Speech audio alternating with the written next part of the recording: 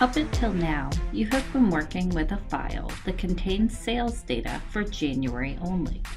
However, your research may have revealed that the economic nexus threshold is based on a rolling 12-month window. Since you have done such a great job, Chicagoland Popcorn has asked if you can repeat the analysis using cumulative data for each month. Having the ability to repeat analysis with little human intervention is where the bot really shines. We need to include one additional command to enable our bot to run with little human intervention. Bots can be configured so that they run based on time. For example, run the bot every 30 days. Or based on event. For example, run the bot each time a file is updated.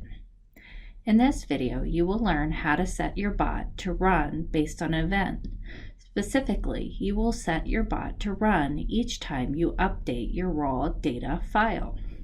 In other words, we're going to create an event-based trigger in our bot. We're going to use the Triggers menu. Since we want our bot to run automatically when we make changes to our raw data file, we are going to use the Files and Folder menu. Once we've decided what our event will be, whether it's time or file-based, then we need to tell our bot specifically what the event will be. The enterprise version of A2019 can run constantly in the background on your work computer. Thus, the addition of a trigger would kickstart the bot anytime the raw data file is updated. The Community Edition, however, will only run when you provide it permission to run. Thus, while this step gives you an idea of the useful features of triggers, we will still need to run our bot. Let's get into A2019 to see how we can create an event-based trigger. Click Show next to Triggers to open our menu. Since we want our bot to run automatically when we make a change to our raw data file, we are going to use the Files and Folder menu, and we are going to select the File trigger. Since triggers tell the bot when to run, they will automatically be added to the top of your workbench before the Start option. Now that we have the file trigger on our workbench, we need to configure the trigger. First, we're going to tell the bot what file it should be looking at to see whether or not it has changed.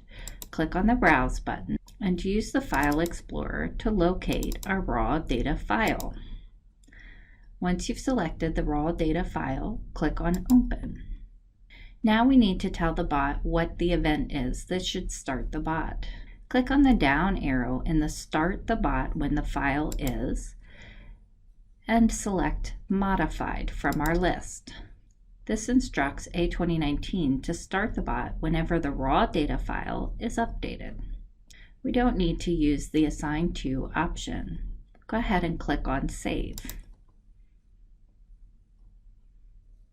As noted previously, the enterprise version of A2019 could be running consistently in the background of your work computer. Thus, the addition of the trigger would kickstart the bot anytime the raw data file is updated.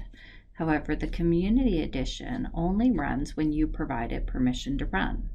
Thus, while this step gives you an idea of the useful features of triggers, we still need to run our bot.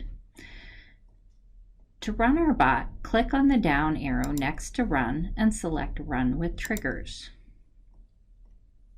Now when your bot deploys, you will see a message that says Listening for Triggers. In order to kickstart the bot, we need to update the file. Open your file browser, navigate to your February 2020 cumulative file and open the file. Then click File, Save As, select the original raw data file name and click on Save. When the computer asks if you want to replace it, say Yes. And when you close down your file and your File Explorer, you will see that your bot is running. As you can see, my bot runs rather quickly because I have a significant amount of processing power on my computer. Your bot may run a little slower. Please be patient as it works through the files. Just like last time, you could open your CSV file to see the updated data.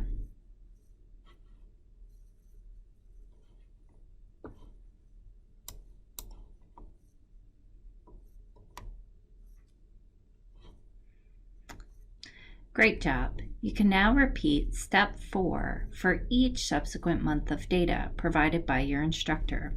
Because we already have a trigger, the only thing that you need to do to set your bot to run again is to select the Run with Triggers option and update your raw data file to include the newest month of data provided by your instructor. Congratulations, you have learned a lot, not only about how A2019 operates, but about programming in general and how to develop the programming mindset.